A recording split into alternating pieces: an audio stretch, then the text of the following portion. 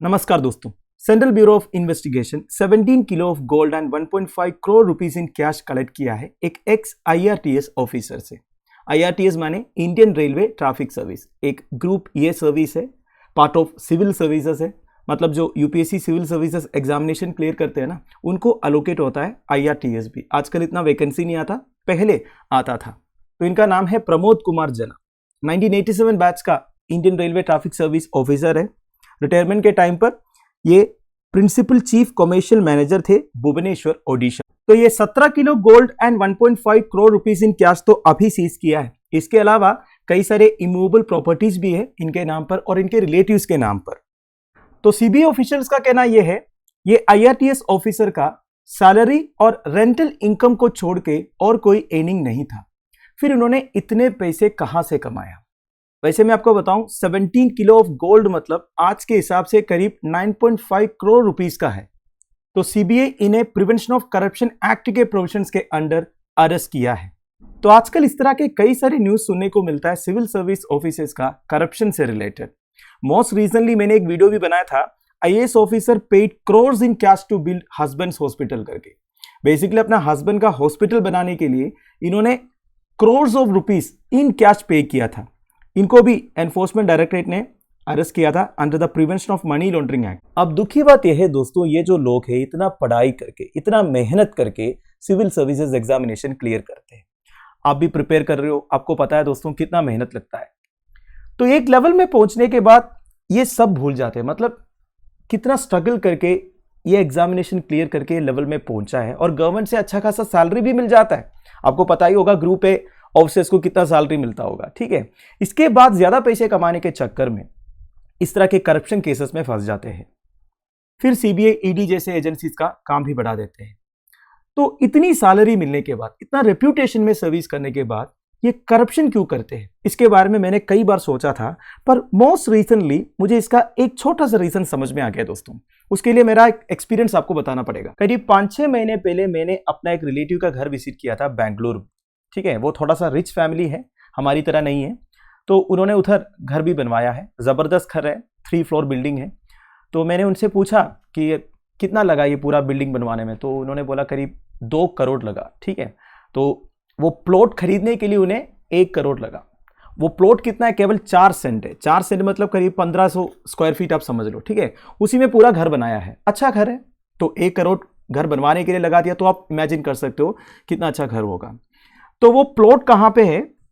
देखिए आजकल आपने देखा होगा कि बड़े बड़े जो कंपनीज है, कॉर्पोरेट्स है, वो प्लॉट खरीद के रखते हैं और उसके अंदर वो सारे अम्यूनिटीज प्रोवाइड करते हैं, जैसे कि tennis court, club, swimming pool, football court, gymnasium, everything. मतलब एक दूसरा दुनिया वो बना के रखते हैं उसके अंदर। बहुत बड़ा एरिया रहता है, उसके अंदर हम प्लॉट खरीद सकते हैं और उधर हम अपने हिसाब से घर बनवा सकते हैं। बाकी जितने अम्यूनिटीज है, जितने फैसिलिटीज है, वो हमें प्रोवाइड करेंगे, ठीक है। मतलब उसके अंदर किसी और को एंट्री भी नहीं होगा। बड़े बड़े लोग इस तरह के कैंपस के अंदर रहते हैं, ठीक है। तो मैंने नोटिस किया उस कैंपस के अंदर जितने भी घर है ना, वो सब जबरदस्त घर है, अच्छा अच्छा बिल्डिंग है, करोड़ों रुपए वो भी लगाए हैं।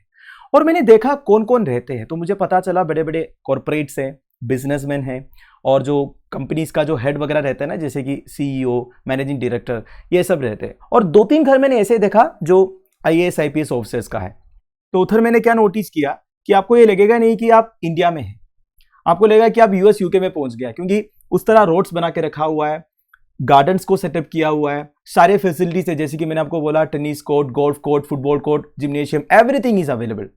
और जितने लोगों ने उधर घर बनवाया है वो भी धूमधाम के पैसे खर्च किया है, ठीक है। तो इधर मेरा पॉइंट क्या है कि कभी भी आप कॉर्पोरेट वर्ल्ड को ब्यूरोक्रेसी से कंपेयर नहीं कर सकते। रेप्यूटेशन की बात किया जाए तो ब्यूरोक्रेसी का रेप्यूटेशन ज्यादा है, ठीक है। अगर कोई बोलेंगे कि मैं इस कंपनी का सीनियर एग्जीक्यूटिव हूं, उससे ज्यादा आपको वैल्यू मिलेगा कि आप एक ग्रुप ए सर्विस ऑफिसर है। ये बात तो सच है, पर देखिए पेमेंट के हिसाब से देखोगे या फिर इनकम के हिसाब से देखोगे तो जमीन आसमान का फर्क होगा। आपको पता है दोस्तों, कॉर्पोरेट फील्ड में जो सीनियर एग्जीक्यूटिव वगैरह रहता है उनको कितना सैलरी मिलता है, करोड़ों में उनका पैकेज रहता है। तो उस तरह गवर्नमेंट सर्वेंट्स का कभी भी नहीं हो सकता।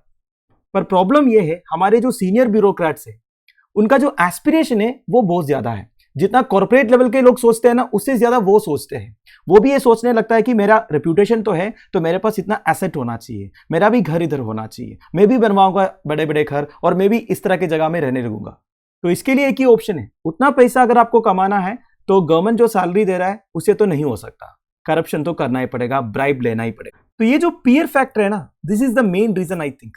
पीयर फैक्टर मतलब क्या होता है, मान लीजिए आपका एक दोस्त है, उनको जॉब मिल गया, साल में 1 करोड़ रुपीस का पैकेज है, तो भी सी बात है आपको भी मन लगेगा कि उस तरह एक जॉब पाने के लिए आपका भी एस्पिरेशन होगा, क्योंकि आपको पता है आपके और आपके दोस्त के बीच में ज्यादा कोई डिफरेंस नहीं है, वो भले टैलेंट के मामले में हो या फिर कॉन्फिडेंस के मामले में हो, एबिलिटी के मामले में हो। तो अगर वो 1 करोड़ रुपीस का पैकेज ले सकता है तो क्यों ना मैं भी ले नहीं सकता हूं। तो यही होता होगा हमारे सीनियर ब्यूरोक्रेट्स के साथ भी। देखिए रेप्यूटेशन तो है, उसमें कोई डाउट नहीं है। अब उनका उस रेप्यूटेशन में जो फ्रेंड सर्कल होगा, वो फ्रेंड सर्कल में केवल ब्यूरोक्रेट्स नहीं रहेंगे, और भी कई सारे लोग होंगे जो कॉर्पोरेट वर्ल्ड में सीनियर एग्जीक्यूटिव्स होंगे, जो करोड़ों रुपए कमा रहा होगा, जिनका बड़ा बड़ा घर होगा, गाड़ी होगा, बंगला होगा, है कि नहीं। तो उनको भी ये लगने लगेगा कि मेरा भी इस तरह का स्टेटस होना चाहिए, बड़ा घर, गाड़ी, बंगला, एक्सेट्रा एक्सेट्रा।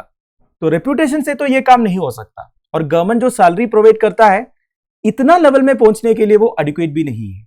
तो क्या करना पड़ेगा, ऑब्वियस बात है, करप्शन करना पड़ेगा, कुछ इलीगल सोर्सेस से इनकम अर्न करना पड़ेगा। बट अनफॉर्चुनेटली अगर हमारे गवर्नमेंट सर्वेंट्स इस तरह इलीगल सोर्सेस से पैसे कमाने की कोशिश करेंगे तो उन्हें पकड़ने के लिए हमारा सेंट्रल ब्यूरो ऑफ इन्वेस्टिगेशन है, which is the premier investigating police agency in India.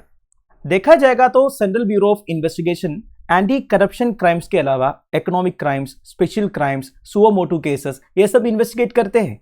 But prevention of corruption act के अंडर इन्वेस्टिगेशन करने का power central bureau of investigation के पास है। वैसे CBI functions under the superintendents of department of personnel, ministry of personnel, pension and public grievances, government of India, जो prime minister office के under है। पर एक बात आपको समझना है दोस्तों, वैसे देखा जाएगा तो central bureau of investigation ministry of personnel, pension and public grievances का सुपरिंटेंडेंट्स के अंडर आता है। बट अगर प्रिवेंशन ऑफ करप्शन एक्ट से रिगार्डिंग कोई ऑफेंसेस को इन्वेस्टिगेट करना है, then it's superintendents vest with the central vigilance commission. ठीक है, तो basically prevention of corruption act 1988 के अंडर जब ऑफेंसेस को सीबीआई इन्वेस्टिगेट करते हैं तब उन्हें रिपोर्ट करना है सेंट्रल विजिलेंस कमीशन को। वैसे सीबीआई इंडिया का नोडल पुलिस एजेंसी है। आपने इंटरपोल के बारे में सुना होगा, जो इंटरनेशनल क्रिमिनल पुलिस ऑर्गेनाइजेशन है। उन्हें अगर इंडिया में कोई इन्वेस्टिगेशन करना है तब उनके लिए नोडल एजेंसी जो है वो सीबीआई है, ये आप ध्यान दीजिएगा। और हमारा सीबीआई का जो कन्विक्शन रेट है ना, वो 65 to 70% है। मतलब सीबीआई का परफॉर्मेंस अभी तक बहुत सही रहा है। अगर आप दुनिया के बेस्ट इन्वेस्टिगेशन एजेंसी से कंपेयर करोगे तो हमारा सीबीआई इज द बेस्ट।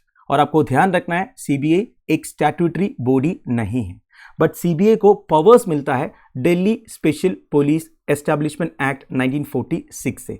वैसे सीबीआई एस्टैब्लिश हुआ था by the recommendation of Santhanam committee on prevention of corruption, जो 1962 से लेके 1964 तक काम किया था। तो दोस्तों दैट्स इट। कल की डेट में जब आप एक सिविल सर्विस ऑफिसर बनोगे तब इस तरह के चक्कर में कभी नहीं पड़ने का। देखिए गवर्नमेंट की तरफ से सफिशिएंट सैलरी मिलते हैं, रेप्यूटेशन अलग। अगर इस तरह के केसेस में फंस जाओगे, बेसिकली ज़्यादा पैसे कमाने के चक्कर में जब इलीगल सोर्सेस के पीछे भागोगे, तो जब पकड़े जाएंगे तो जितना रेप्यूटेशन आपने कमाया होगा वो सब एक ही सेकंड में चले जाएगा। हमेशा अपना एक लिमिट सेट करना है और वो लिमिट्स में रहने का प्रैक्टिस भी करना है, तब आपकी ज़िंदगी एकदम हैप्पी, प्रॉस्परस एंड सेटिस्फाइड होगा। Thank you for watching. Bye bye. Have a nice day.